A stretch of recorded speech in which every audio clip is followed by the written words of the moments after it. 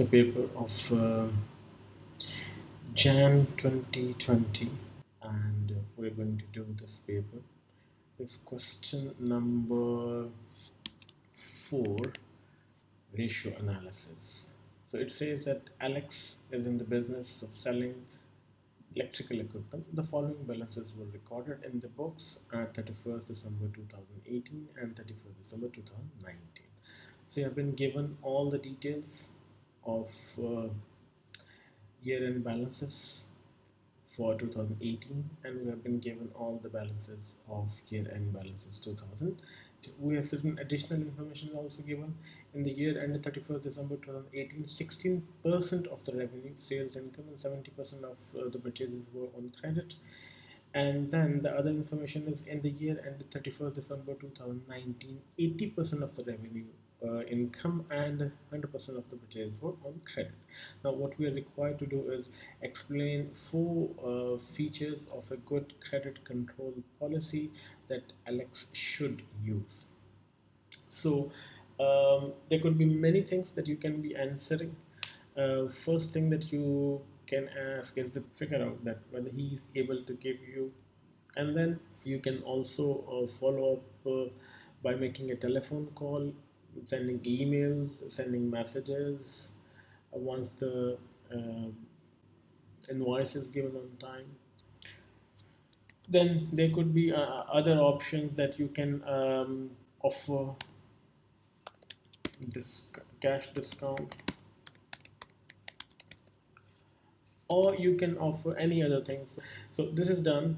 Explain the following ratios for both the years and 31st December 2018 and 31st December 2019. So first thing that we need to do is to create the current ratio. This is the important thing, that we have to figure out the current ratio. So formula for that is, it's good to write the formula. Now we need to see what are the current assets in this. We need to find out, look at this, what are the current assets. So inventory is a current asset, first one. Then we have got trade receivables, these are the current assets. Then we have got the bank amount, this is also current asset because it is written. Now this is a little catch here, this is debit. Debit means that we have got this balance in the bank, and then we have got trade receivables also. So we'll add all these things. So we'll add inventory, we'll add trade receivables, and we will add bank amount, and then we'll add the other receivables. So we'll go and write all these things over there. 22 plus 15 plus, so this gives us a total of 45. And then what are the liabilities? Now look at the liabilities over here. We have got the receivables and trade payables. Trade payables are here, these are trade payables, and then we have got this trade payable 15 and 3, 100 is equal to 80. And now we can easily figure out that 45 divided by 18, and this gives us a result of 2.5 ratio 1. So this is the answer for this. And now we need to do the same thing for the other year. How we will do it for the other year? Look at this.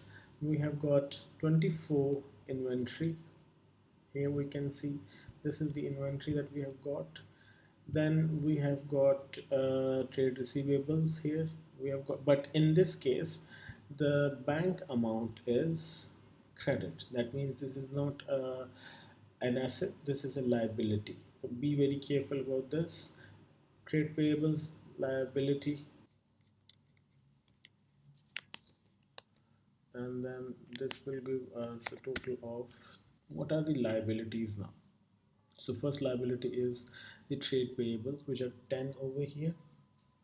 And then we have got the bank amount, which is also a liability. Overdraft over here, you can see that this is credit. Credit means liability. And then we have got other payables, which are 4.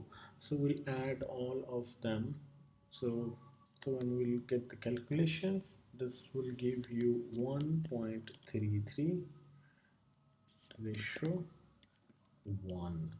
So this is the first part. The analysis we'll do later, but that is what the requirement is for the time being.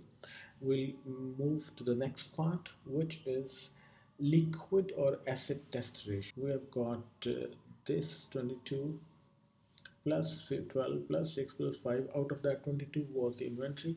So we'll write here,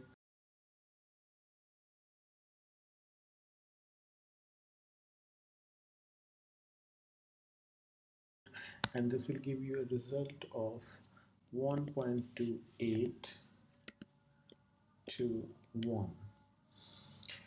And then here also we have got, we'll remove the inventory from here, so 30 plus 2 will remain here, so that means 32 divided answer over here, which will be after calculation 0.76 ratio 1.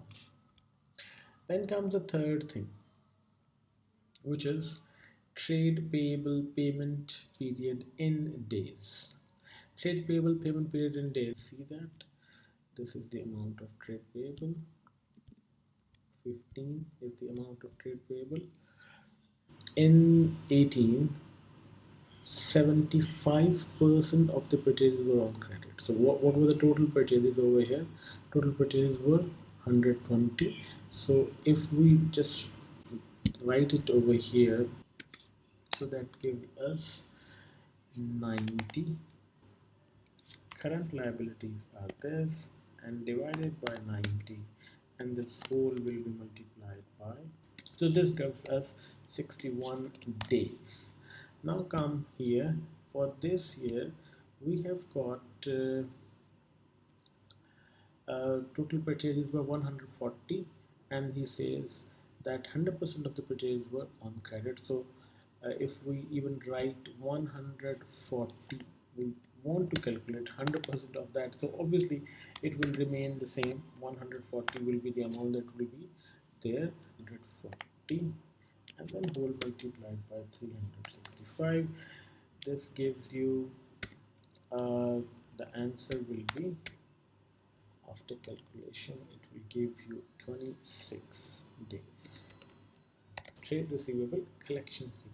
Again, the same thing, very easy. We have to see the total revenue and then figure out how much is the revenue which was available, which was on credit at the end of the year. It was 60% of the revenue. So if you see, what we are going to do is 200 times 60% of that, and that gives us 120.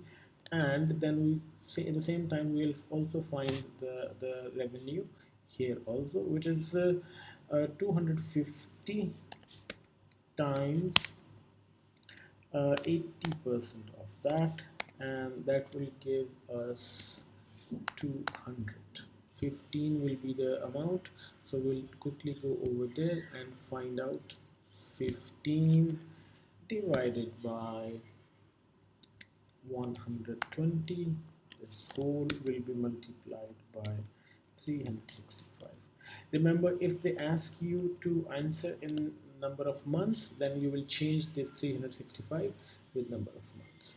So what will be the answer? That will give you around 37 days divided by 200, and then whole multiplied by 365, which will give you 55 days. So this is how this whole question is done. We have got the answer for current ratio, we have got the answer for liquid ratio, we have got the answer for trade payable payment period, 61 days in 2018, and uh, 26 days in case of 2019. And then we have got trade receivable collection period, 37 days in 2018 and 55 days in 2019. Evaluate Alex liquidity position at 31st December 2019. Well, there are few things which are good and few things which are bad. Let us see what has happened. Let us examine the results. So if we see the current ratio, this was 2.5 to 1.